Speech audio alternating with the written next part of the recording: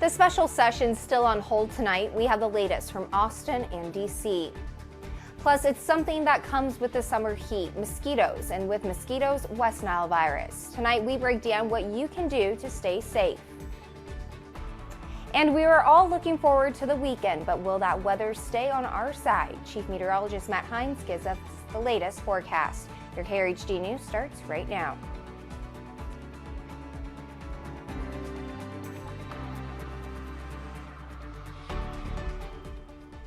One police officer was killed and 3 others were injured, 2 critically, after an active police standoff in Levelland, Texas. That is near the Lubbock area. SWAT teams from multiple law enforcement agencies surrounded a home in a residential area after reports of an active shooter. An FBI team has joined Lubbock police, among other area law enforcement agencies, to assist Levelland authorities on site.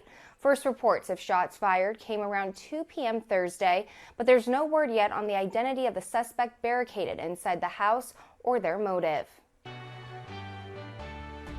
An anonymous tip to Houston Crime Stoppers is credited in the arrest of a man charged with murdering the 24-year-old mother of his child, Layla Steele. 27-year-old Zacchaeus Gaston is in jail this evening, charged with 1 count of murder and 1 count of aggravated assault with a deadly weapon. Witnesses reported seeing Gaston shot both Steele and their 1-year-old son before fleeing the scene. Gaston was out on 7 felony bonds and had an ankle monitor. The 1-year-old who was shot was transported to the hospital. Family has set up a GoFundMe page to help pay for the expenses.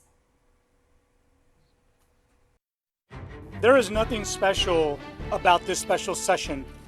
This is a suppression session. This is a session to suppress our voting rights. When it comes to issues, you don't get much more partisan than voting. Democrats want a more open process, while Republicans want more uniform rules around the state. That is the issue behind the Democrats' walkout of the Capitol and the stay in Washington. Some say Republicans did make some concessions in House Bill 3, but only the ones they wanted to make without input from Democrats. And as for voter fraud, Governor Greg Abbott quoted a federal judge, an appointee of former President Barack Obama. She wrote that voter fraud occurs, quote, in abundance with regard to ballot harvesting and mail-in ballots in the state of Texas. That is an Obama-appointed federal judge saying that. Anyone who suggests this deprives anybody the right to vote is just simply flat out wrong. This provides more hours to vote than ever before allowed under law in the state of Texas. Texas Democrats say further tightening of mail-in ballot laws and abolishing 24-hour and drive-through voting denies opportunity, just like the Jim Crow-era poll test. With signs held high in the air, religious leaders and Texas NAACP and the community came together in Austin for a prayer in the name of voting rights. This comes as tensions run high in the Lone Star State as lawmakers continue to argue about new proposed voting restrictions.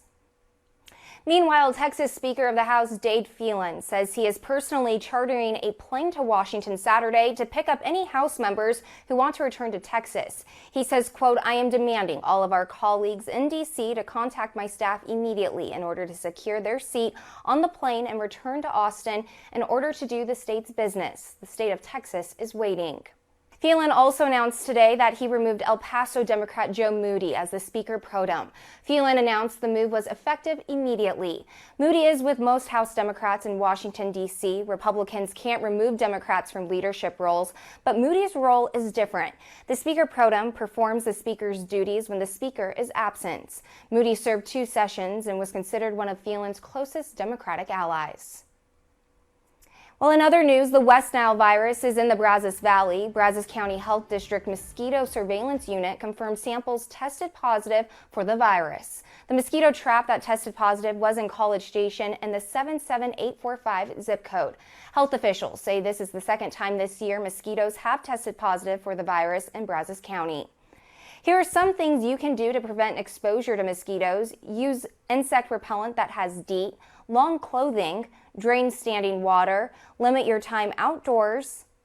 Symptoms of the virus include headaches, body aches, joint pains, fever, nausea, and fatigue. Harris County Sheriff Ed Gonzalez is another step closer to leading the Immigration and Customs Enforcement Department. Gonzalez testified today he does not intend to end the controversial ICE program known as 287G. It allows the agency to partner with state and local authorities to help enforce immigration laws. At the beginning of the Trump administration, Gonzalez ended the local partnership with ICE while he was serving as the Harris County Sheriff. But he reminded lawmakers that was a local decision, taking into consideration budget issues and resources. The first of the child tax credit payments are hitting bank accounts today. Most families didn't have to do anything to get the benefit, but some may still be missing out. And we're trying to get the word out to families who may not have heard of this before and may not have filed taxes before, to really encourage them to file taxes to get their credits. The Poverty Solutions team out of Michigan State has been working to find families in most need of this early benefit. That includes those that don't file federal taxes because they don't make enough, or those that don't have any income. The payments don't start phasing out until you get into higher income levels. The $250 or $300 a month has the potential to lift millions of low-income children out of poverty, they say. Because rent is every month, right? Utilities are every month. So giving families a little bit of extra cushion each month and allowing them to choose what to spend it on will really make strides to reduce these hardships that we know are going on across the country. Past research on how lower income families spend money like this tells us it will likely go to food, monthly expenses, medication, or practical ways of building wealth like paying down debt or repairing something around the house that can increase its value, and building savings. And we know from a lot of research that, extra income coming into families with children means that kids do better in school, they take home more in lifetime earnings, all things that we want to be happening in our communities. Now, if you don't get this first child tax credit payment, you can still opt in through the IRS website, or you can opt out if you don't want to receive the early payments and instead claim the full tax benefit when you file your 2021 taxes. The next payment is scheduled for August 13th. Poverty Solutions and the Biden administration are pushing to make this permanent. The last thing we want to see is families, being able to afford critical things, the poverty rate going down for just 1 year, and then us going back to where we were just a few months ago. Chief Meteorologist Matt Hines is standing by. And we are looking at a pretty nice evening here across the area. We did have a pretty good shower right over Bryan College Station about 4 o'clock this afternoon. Dumped its rain, moved out very quickly, and now things are pretty quiet with mostly clear to partly cloudy skies. 83 degrees, feeling like 89, so it's muggy, folks. 74 is that dew point. Winds are out of the southeast right off the Gulf at 8 miles per hour, and plus the ground is saturated, so we have a ton of moisture in the atmosphere. Rain totals, well, we did see that one shower right here, right over Bryan College Station. The majority of the activity, though, was off to the southeast, where they saw more rain as you head over toward Huntsville and then down into the Houston metro area in Harris County. And looking at our clouds and radar, things are pretty quiet for tonight. We had one little thunderstorm near Navasota earlier that has now snuck on by. It looks like it's dying out with the loss of daytime heating. And most of the activity today with the sea breeze front was over across far eastern parts of Texas over into Louisiana, probably where it's going to be the next couple of days as we have our summer ridge starting to take over at least for 2 or 3 days here. Checking out your future track, we will have partly to mostly cloudy skies in the morning to start off your Friday. Then during the afternoon, an isolated thunderstorm can't be ruled out again. About a 20 to 30% chance you'll get wet on your Friday, going right into Saturday as well. Again, an isolated storm possible, but I do think temperatures are going to start to creep up into the low to mid 90s. And we're going to be seeing those heat index values get up close to 100, maybe just over as we head into the weekend. So it is definitely going to be quite warm across the area. So tonight, temperatures into the 70s, 75 for Hearn and Bryan College Station over toward Anderson and Caldwell. And then tomorrow, highs into the low to mid 90s, right between 90 and 93. But again, when you factor in the humidity, upper 90s near 100 is what it's going to feel like. Normal high is 95, so at least the actual air temperatures just below that. And taking a look at your 10-day forecast, lower 90s continue into Saturday, 20% chance for a few storms, 94 on Sunday. And then as we move into Monday, it looks like the heat is on, but here comes a front and more rain chances Tuesday and Wednesday. Reaction pouring out across the country and even here in Texas about the Cuban protests. Governor Greg Abbott and Texas Senator Ted Cruz took to social media against the communist regime. Both men saying it's time for democracy in the island nation. However, some experts say regime change in Cuba could mean more problems for the U.S. and Texas. It's backed by one of the biggest and best equipped armies in Latin America. Do we want to mess with this? We just got out of Afghanistan. We couldn't handle the Taliban. How are we going to do this in Cuba? Brown says disruption is not only Cuba, but Haiti as well could pose long-term problems for the Biden administration. But he says ending the 60-year-old trade embargo is the first step towards progress. As tensions between Havana and Washington remain high, turns out better relations between Texas and Cuba could mean big bucks. The relationship with the island nation and Texas go back over a century, with Cubans historically buying Texas rice and beef. But a Texas A&M professor says renewed trade could be a billion-dollar enterprise. You know, if the embargo were gone and if we had relatively open trading relationships, Cuba could be a billion-dollar market for U.S. companies. Rosen says Texas has led the way for warming relations with Cuba. In fact, Governor Abbott led a delegation to Havana back in 2016 to negotiate trade of state agriculture products. He says the effect of these latest protests remains to be seen for the Texas economy. NPR suggesting that the protests reveal political challenges President Biden now faces. Biden says the U.S. stands with the thousands of Cubans who have taken to the streets. But over in Florida, which has the country's largest Cuban population, some say they want the U.S. to lead an international intervention against Cuba's communist regime. The White House says they are assessing the protests. Nearly 70% of unvaccinated adults in the United States have heard some sort of misinformation about the COVID vaccine. It's according to a survey from the Kaiser Family Foundation. 36% think COVID vaccines will cause COVID, which research has proven otherwise. Now, all of this has led the Surgeon General's first advisory under the Biden administration declaring COVID-19 misinformation an urgent threat to public health. It calls on Americans to do their part in fighting misinformation. We've said throughout this pandemic that misinformation is actually a national biosecurity threat. And it's really heartening to see the Surgeon General take that biosecurity threat seriously. I mean, on tobacco packets, we have warning labels saying tobacco kills. What the Surgeon General is saying is that on social media platforms, you need to be aware that misinformation on those platforms kills as well. Now, Imran Ahmed leads the Center for Countering Digital Hate. It's a group that's been tracking COVID misinformation online since the pandemic began. The group has linked super spreaders of misinformation in the U.S. to 12 people, just 12, who have made several social media accounts. And at last check, only 30 of 89 accounts have been taken down. But as of yet, the social media platforms haven't done enough. And the reason why is that legislators haven't given themselves the power to actually hold social media companies accountable to their own terms and conditions, their own community standards, which state that misinformation about health that may lead to loss of life should be removed. And their failure to do so is really, at this point, unforgivable. Ahmed says that social media labels that warn people to check COVID facts really haven't done much. Although more work still needs to be done, he hopes the new advisory will help improve efforts in fighting COVID-19. A new trend is catching on with the lack of affordable housing and rising rent prices. Next in our lineup, how some cities are now prioritizing housing over parking. Some renters are ditching their cars in exchange for cheaper rent. This is a trend that's catching on as affordable housing remains in short supply. And prices just continue to go up everywhere nationwide. Amanda Brandeis explains why some cities are now prioritizing housing over parking. To try and solve a complex puzzle, it's always a Rubik's Cube. City leaders are cutting the red tape, Dramatically reduce the permit fees. changing the rules to change the results.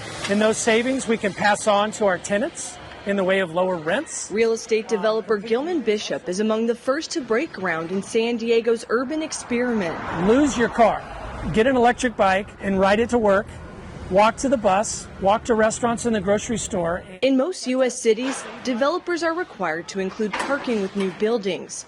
For an apartment complex, That could mean 1 parking spot per unit. The cost associated with going underground is just unbelievable.